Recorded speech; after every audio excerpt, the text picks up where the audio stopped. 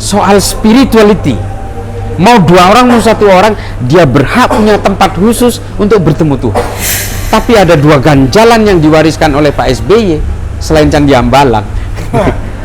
Ada ganjalan lama. Candi ya. Yang sebenarnya di tangan Pak Jokowi ini sangat simpel. Mahasiswa itu kemudian di mana? Di situ. Terpaparnya lewat jalur agama. Karena teman-teman mahasiswa ini mungkin berangkat dari keluarga yang agak longgar. Lalu ada pertanyaan berikutnya. Kalau saya beri kebebasan sampean untuk memilih partai politik apa yang Anda pilih? 100% menjawab PKS. Siapapun yang ingin melawan Pancasila, selama yang ingin negara ini tetap utuh, ya maka harus kita lawan.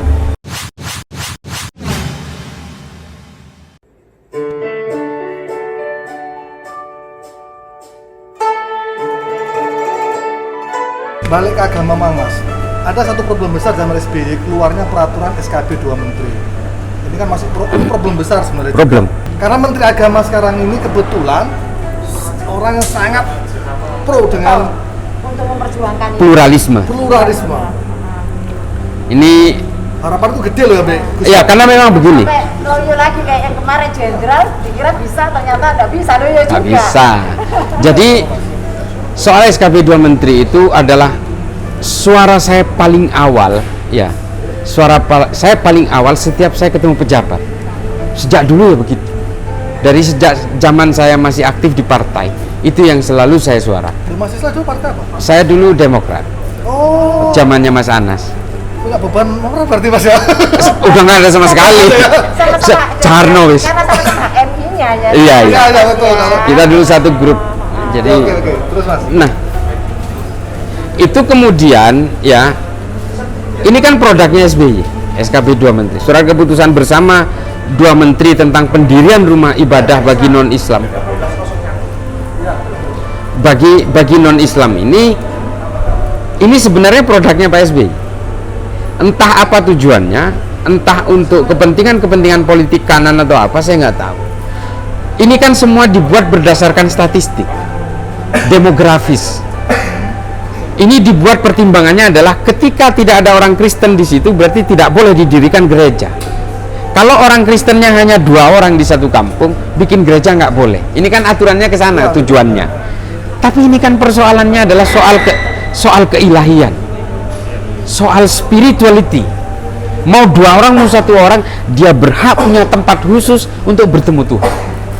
Ini pertimbangan awal saya. Orang mau jumlahnya berapa, dia punya hak untuk melakukan koordinat transendental dengan Tuhan. Yang bisa juga dilakukan di rumah, tapi kan ada ritual-ritual yang tidak bisa dilakukan di rumah. Oh iya. Yang harus ada pendeta, harus ada khotbahnya, ada nyanyian-nyanyiannya, kidung-kidung dan sebagainya. Ini kan nggak sembarangan. Pada akhirnya apa yang terjadi sekarang? SKB 2 Menteri nggak dicabut, rumah-rumah menjadi gereja, mall jadi gereja. Pada akhirnya kan bermetamorfosis ke segala rupa. Ini kalau dari orang-orang yang berpikir Islam sempit, bukannya ini lebih bahaya? Dengan cara diam-diam, dengan cara nyusup-nyusup seperti ini kan justru lebih bahaya. Kalau saya berpikirannya seperti itu, saya nggak pragmatis. Artinya gini, maka oleh karena itu SKB 2 Menteri harus dicabut. Orang mau bikin gereja, ya kasih aja tanah-tanahnya sendiri. Gereja ini kan untuk bertemu Tuhan. Kalau ketika orang mau bertemu Tuhan saja sudah dipersulit, apalagi mau bertemu dengan pemimpinnya, apalagi mau bertemu dengan saudara-saudaranya, kan seperti itu. Nah, SKB 2 Menteri ini kemudian pada periode pertama Pak Jokowi berjanji akan mau dicabut, dan periode kedua ini belum terrealisir juga. Fahrul Razi yang kita harapkan awalnya sangat militan itu dan sempat ngomong soal SKB 2 Menteri, ternyata nggak kuat juga. Kalau Gus Yakut ini, pandangan mahasiswa gimana? Kalau Gus Yakut ini berani melawan arus, anti mainstream, dia berani melawan kekuatan-kekuatan besar kelompok kanan yang bercokol di pemerintahan, seharusnya bisa. Tapi kalau bicara negara ini agak beda loh Mas, sama yakin tak Gus Yakut? Ya seharusnya kalau mau berani bisa. Kalau saya secara pribadi sih, ya kan udah lama ngikutin juga, orangnya tata, Ya militan, Banser. Iya. Banser itu kan ngejaganya gereja. Oh, orang Banser pernah dibom dan meninggal. Rianto, ya kan? Rianto. Nah, artinya apa? Ya memang harus ada keberanian dari Gus Yakut. Gitu ya. Saya terus terang kemarin saya webinar kebetulan dengan beberapa pembuat. Salah satunya adalah salah satu dari timnya Pak Pak Jokowi, ada Gus Zuhairi Misrawi sama Madura Mas. Saya ngomong sama Zuhairi Misrawi, Gus, ini SKP 2 menteri ini jangan sampai karatan di tangan Pak Jokowi. Kalau enggak, 2 periode itu akan berkesan percuma. Karena ini memang adalah borok lama sebenarnya. Kalau kita berbicara tentang nikel, bicara tentang ekonomi, equilibrium ekonomi dan sebagainya, capital inflow segala macam, mungkin semua pemerintahan punya teknik-teknik itu. Tapi ada 2 ganjalan yang diwariskan oleh Pak SBY selain Candi Ambalang. Ada ganjalan lama. Candi ya. Yang sebenarnya di tangan Pak Jokowi ini sangat simpel. Ini nggak perlu ke DPR, ini SKB 2 menteri kok. Iya. Ini memang keputusan diskresinya ada di tangan presiden kok. Pembantunya. Bisa ini kapanpun, anytime. Kalau ada menterinya yang protes, ya sentil aja kupingnya. Mau saya reshuffle jilid kedua nanti kan gitu. Sebegitu simpelnya. Tapi kok sampai ganti menteri? Iya. Kebetulan kita sama Donya ya, jadi kerja. Ya. Jadi kan sama kita. Oh iya. Ini masih pengurus waktu ini jadi. Ya, LK1. Masih LK1. Kita sudah pengurus waktu. Oh iya. Oh betul. Jawa Timur. Artinya bahwa yang ingin saya tanyakan bagaimana upaya terkait hari ini meminimalisir embrio-embrio dari mahasiswa yang menjadi intoleran seperti ini. Karena posisinya yang hari ini kita lihat termasuk yang omnibus law dan sebagainya itu kan juga ada penggerak-penggerak yang mengukul mahasiswa ya seperti itu. Artinya termasuk OKP dan sebagainya kan embrionya dari zaman mahasiswa seperti itu. Ya. Bagaimana upayanya seperti itu? Terima kasih. Saya itu waktu saya mahasiswa, saya sudah baca bukunya Said Qutb. Itu tahun 89 loh. Saya sudah baca bukunya Hasan Al-Banna. Coba bayang. Kalau nggak baca bukunya Ali Syariati, Hasan Al-Banna, Said Qutb pada saat itu nggak gaya, nggak militan katanya. Tapi apa yang terjadi kemudian pada masa Soeharto, beberapa gerakan mahasiswa yang sifatnya seperti ini berhasil diredam. Saya dulu sempat protes kejadian-kejadian seperti di Talang Sari. Saya sempat protes, kok sampai terjadi? Rupanya memang itu adalah gerakan-gerakan Wahabi militan pada zaman itu ya. Nah, sekarang ini pasca reformasi ini kemudian keran-keran keterbukaan itu dilakukan, terjadi, nggak bisa dihindari. Ini adalah efek digital dan efek global yang luar biasa. Nah, ini kan nggak bisa dihindari. Nah, pinternya mereka, kelompok-kelompok yang mengusung tafsir-tafsir eksklusivisme yang pada akhirnya mengarah kepada intoleran ini memasuki ruang-ruang intelektual, ruang-ruang kemahasiswaan, lembaga-lembaga BUMN, pokoknya masuk ke segala lini.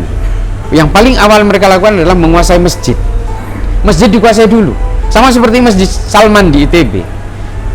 Masjid di IPB juga begitu, dikuasai dulu masjidnya. Dari situlah mereka kemudian melakukan gerakan-gerakan infiltrasi, melakukan indoktrinasi itu. Nah, mahasiswa itu kemudian di mana? Di situ terpaparnya lewat jalur agama. Karena teman-teman mahasiswa ini mungkin berangkat dari keluarga yang agak longgar secara agama ya. Kelas menengah. Kalaupun tidur maghrib nggak dibangunin, nah sholat maghrib nggak begitu, didiamin. Berasal dari keluarga sinkretis yang ininya agama apa, ibunya apa, bapak campur aduk di situ. Agama itu tidak menjadi satu basis pendidikan di keluarga. Akhirnya apa? Menemukan ajaran-ajaran seperti itu, pada akhirnya menganggap itulah satu-satunya kebenaran. Dan ketika menganggap itulah satu-satunya kebenaran, dia akan mengafirkan orang lain. Ini memang sudah teorinya, sangat baku ini jenjang. Ketika orang sudah menganggap dirinya paling benar, dia sudah menganggap bahwa dirinya Islam yang paling murni, maka orang lain akan dianggap paling tercemar. Itu udah pasti. Gerakan-gerakan purifikasi agama itu berangkat ke tengah-tengah kita dalam kehidupan sosial kita pasca reformasi. Dan ketika gerakan itu menamakan dirinya purifikasi, pemurnian, maka orang lain ini tercemar semua. Yang murni hanya dirinya.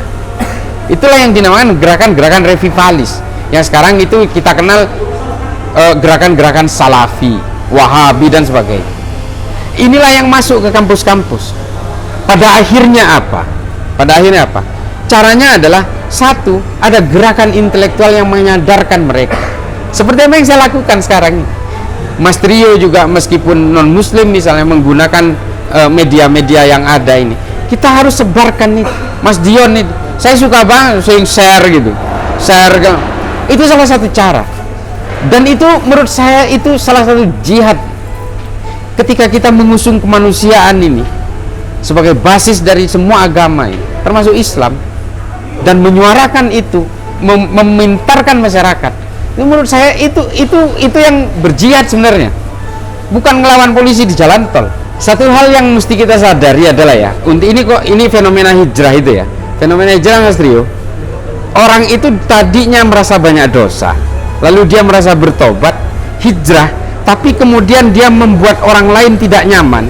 Dia kemudian mengadopsi faham-faham intoleran dan radikal. Ini kan sama sebenarnya, hanya memindahkan perbuatan dosa dari tempat satu ke tempat yang lain. Di tengah-tengahnya ada konsep hijrah saja. Sebenarnya dia hanya berbuat dosa dalam bentuk yang berbeda. Tadinya itu berbuat dosanya itu lewat minum-minum, clubbing, ya mohon maaf, berzina segala macam misalnya. Dosanya di situ. Lalu dia merasa hijrah, tapi habis itu dia membuat orang tidak nyaman, menyerang orang lain, mengafirkan orang lain, menghitung dosa orang lain, dan menyerang keyakinan orang lain. Ini kan sama seperti dia itu merasa bertobat di sini, tapi membuat dosa di tempat yang lain dalam bentuk yang berbeda. Hijrah itu seperti itu sekarang. Inilah kalau memang hijrah ya sudah, dia uzlah saja, dia menyepi saja, fokus kepada urusan Tuhan, nggak usah lagi bersuara tentang nyerang-nyerang orang lain, mengafirkan orang lain. Ini kan seperti Felix Xiao ini kan sudah merasa hijrah karena dia mu'allaf. Ini kan sama saja, ini mending nggak usah pindah agama kalau kayak gitu. Apa gunanya? Orang pindah agama itu kan sebenarnya ingin mendapatkan pencerahan. Makanya saya sendiri melalui media sosial itu sangat bersemangat membuat satu kontra narasi terhadap mereka-mereka ini. Ya kalau Om Fran, Mas Dion, Mbak Nita udah tahu postingan saya itu memang nggak pernah jauh-jauh dari itu. Sekali aja tadi saya gregetan juga menulis soal reshuffle itu. Ya, salah satu pekerjaan saya itu adalah mewawancarai beberapa narapidana terorisme di beberapa penjara. Satu hal kemudian adalah saya bisa membuat satu garis statistik yang empiris dari berbagai pertemuan dengan beberapa napi teroris. Salah satunya adalah ketika saya hampir semua teroris yang saya tanyakan itu, ketika saya tanya, Mas, kalau sampean ini saya beri pilihan, ini salah satu pertanyaan saya kepada mereka, organisasi kepemudaan apa atau organisasi keagamaan apa yang sampean ikuti? Rata-rata mereka menjawab pemuda Muhammadiyah kalau masih muda, atau Muhammadiyah kalau udah tua. Lalu ada pertanyaan berikutnya, kalau saya beri kebebasan sampean untuk memilih partai politik apa yang Anda pilih? 100% menjawab PKS. Akhirnya dari beberapa hasil wawancara saya dengan napiter itu, kita berusaha membedah secara statistik, riset, dan empiris. Ternyata benar adanya. Di mana secara elektoral PKS itu menguat, nggak apa-apa, ini mau direkam saja, saya punya datanya. Di mana secara elektoral PKS itu menguat, radikalismenya kuat. Jawa Barat, Sumatera Barat, sama semua, sangat empiris. Itu daerah merah semua. Tapi ada satu daerah yang anti teori, aneh dan unik, Solo. Secara elektoral PDIP-nya tinggi, tapi radikalnya juga tinggi. Semua ideologi hidup di situ. Syiah juga hidup. Untuk memberangus itu antara ketiga itu memang harus diputus, Bang? Enggak, kalau yang di Solo ini ada akar historik. Ini memang uniknya karena dia ada akar historiknya. Kalau di tempat lain memang bawaan dari irisan-irisan politik tadi. PKS itu memang bergerak pada tataran Islam-Islam yang militan dan Islam-Islam yang kanan mentok. Memang itu pangsa pasarnya. Rizik Syihab ketika datang, dia langsung mengeluarkan suatu pernyataan yang menghentak.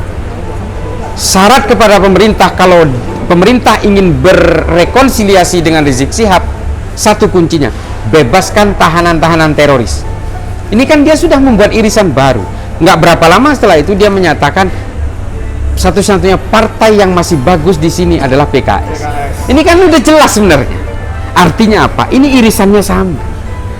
Irisannya sama. Berarti memang teorinya itu benar. Benar. Memang ada semacam itu, penggalangan-penggalangan ke arah politik dengan irisan-irisan dan kanal-kanal sesuai bakat itu, sesuai karakternya, sesuai umurnya, berbasis statistik dan demografis itu. Ada. Memang seperti itu. Mengapa FPI itu menguat di daerah-daerah tertentu, seperti di Betawi, seperti di Madura. Ini kan wilayah-wilayah yang memang menghamba sekali terhadap habaib. Habaib menjadi habaib pemabuk pun disembah sama mereka. Ini orang Madura juga sama, orang Betawi juga sama. Itulah mengapa FPI menguat di daerah-daerah ini. Ini kan sama semua. Mereka bermain dengan statistik, dengan irisan-irisan demografis, sama semua. PKS itu punya program namanya Tarbiyah, Liko dan sebagainya itu. Dari situlah kemudian dia membangun militansi itu. Seperti itu mungkin caranya. Pada akhirnya apa? Orang berkenalan dengan hal-hal yang bersifat militan, hal-hal yang bersifat kekerasan. Orang itu berkenalan di situ bisa jadi lewat, ya mohon maaf saya nggak menuduh, bisa jadi berkenalan lewat program-program tarbiyah likoknya mereka, bisa jadi. Atau bisa jadi yang dihantarkan itu adalah ayat-ayat atau bukunya Fi Dhilalil Qur'annya Said Qutb yang disitir-sitir di situ. Bisa jadi. Pemaknaan Al-Maidah ayat 44 itu juga, iya, itu juga bisa jadi berangkatnya dari situ. Paham-paham hakimiyah, takfiriyah dan sebagainya bisa jadi dia dapat dari situ. Mimpi Mas Islah untuk Indonesia atau harapan Mas Islah untuk Indonesia ke depan? Ya satu adalah pasti ya, unity in diversity, udah pasti. Jadi setiap negara yang majemuk dimanapun, kita ini kan negara yang orang pesimis untuk bisa menjadi negara. Seperti yang saya pernah ungkapkan itu, banyak orang di Eropa itu pesimis Indonesia ini menjadi satu negara ini kayak nggak mungkin deh gitu.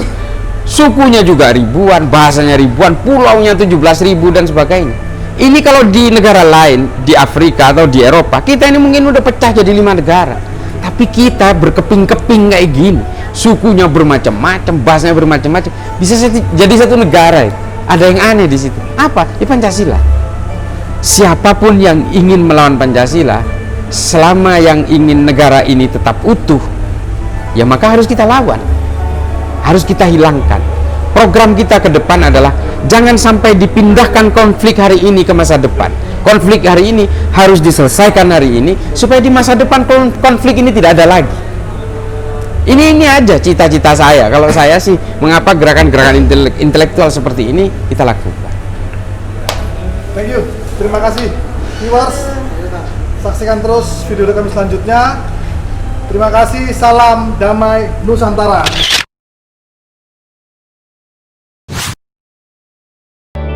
Viewers, saksikan terus video di channel ini. Jangan lupa like, share, dan subscribe. Terima kasih.